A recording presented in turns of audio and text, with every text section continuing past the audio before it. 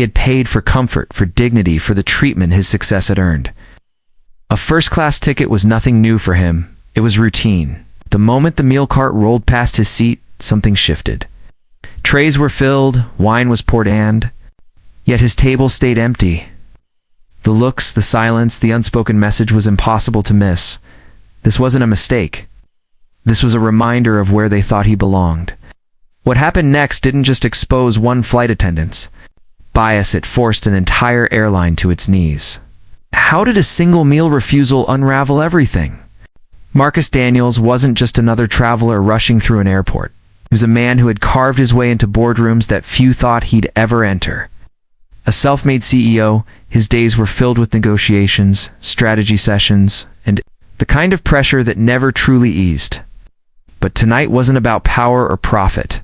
It was about getting from one city to the next, like countless trips before.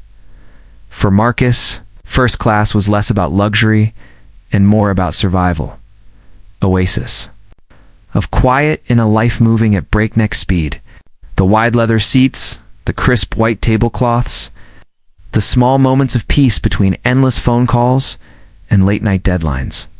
He paid for that peace not as a symbol of privilege, but as a necessity earned through sacrifice.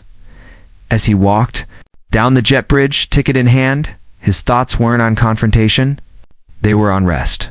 Quick meal, a glass of water, maybe a rare hour of sleep before another demanding day. To the world, he was polished, confident, untouchable. But privately, he was tired, reaching for the smallest comfort anyone could expect.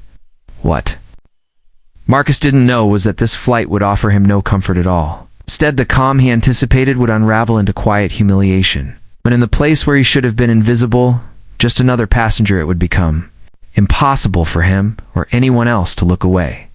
Marcus settled into his first-class seat, adjusting his tie as the hum of boarding continued around him. The leather was cool beneath his hand, the kind of comfort he had paid for countless times before. This wasn't luxury, it was earned normalcy. He placed his briefcase neatly at his feet, already picturing the small relief of a warm meal before resting. The cabin crew began their routine. Smiles, trays, menus, and easy ballet they had rehearsed 1,000 times. But when the cart reached Marcus's row, the rhythm faltered. Drinks were poured for his neighbors, appetizers placed with care, and then the cart rolled past him with no pause, no glance, no acknowledgement. At first he thought it was an oversight. People make mistakes, even in polished uniforms.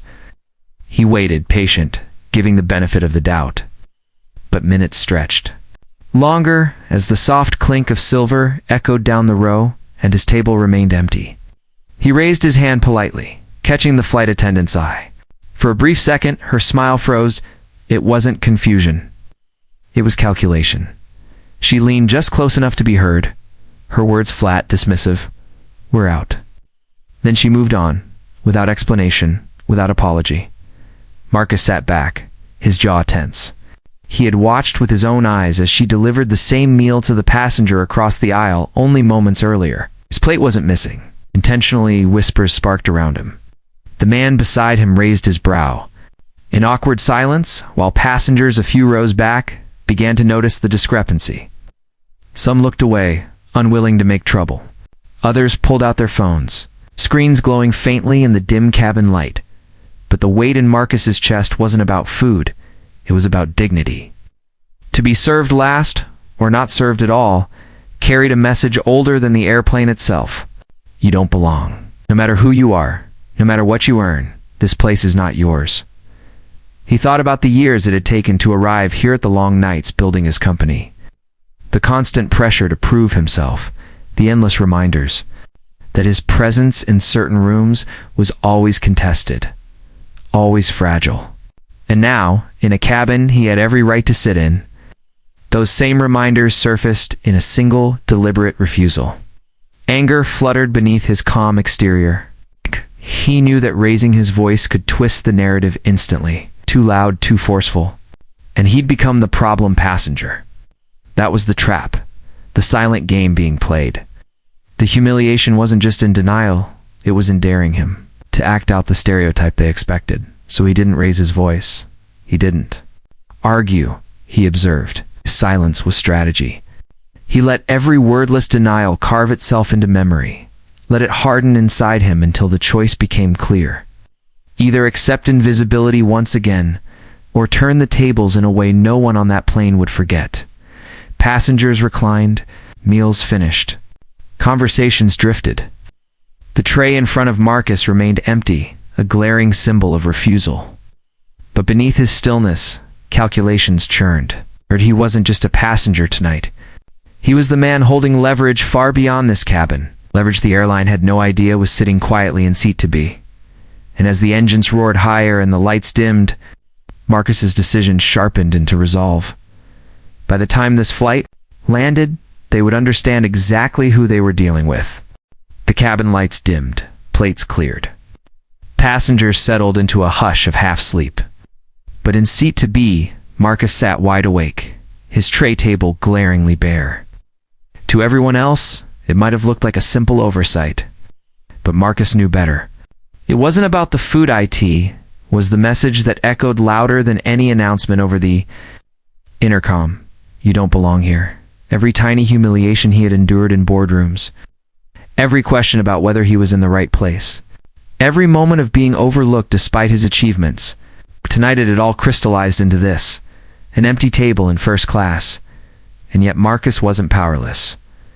Hidden beneath his calm exterior was leverage the airline could not afford to underestimate. His company wasn't just another tech firm. It built the infrastructure that helped this airline, and others like it. Seat passengers, book flights, and track reservations. The man they chose to humiliate was the very man who could decide how smoothly that system worked, or if it worked at all. As the plane cut through clouds under the cover of night, Marcus made his choice. By the time the aircraft touched the ground, Jetstream Airlines' booking system had begun to falter. Calls from frustrated passengers poured in. Check-ins froze. Screens across terminals flickered with errors. Within minutes, chaos rippled. Outward from a single seat in first class, the attendants carried on unaware, their authority resting on a fragile illusion. But the power in this cabin had already shifted. Marcus had been denied his dignity by one flight attendant. But his response would humiliate an entire airline, and as phones buzzed with alerts, executives scrambling in panic across the country, one truth became unavoidable. This was no small act of revenge. This was a reckoning. By morning, the airline was in turmoil. Entire sections of their booking system had gone dark. Delays stacked up in airports across the country. And frustrated travelers filled waiting areas with chaos that no manager could contain. The company scrambled to explain, executives trading blame behind closed doors. But the truth was simple. Their downfall began with a single act of quiet discrimination. Played out in seat to be, Marcus never yelled. He never created a scene. Instead, he made it impossible for the people who tried to humiliate him to ignore the weight of their actions. In one move, he shifted the balance of power, reminding them that respect is not a courtesy doled out at will. It is a right. But even as the airline bent under pressure, Marcus carried something heavier than satisfaction. He knew his position, his influence, gave him options most others never have. He had leverage to fight back where others are forced into silence, to expose cruelty that so often goes unnoticed, unpunished, unnamed. And that's the part that stayed with him. Because the truth is this: millions endure what Marcus endured, but without the power to make anyone listen. A skipped meal becomes a denied loan. A questioning glance becomes a lost job. A silent dismissal becomes a shattered future. And those stories rarely trend in headlines. They vanish. Unrecorded. Marcus's flight wasn't just about one slight and first-class sit, was about a system where success cannot fully shield you from prejudice. So we have to ask, how many more planes? Boardrooms, classrooms, and neighborhoods. We'll repeat the same story before we demand change that lasts? Aim.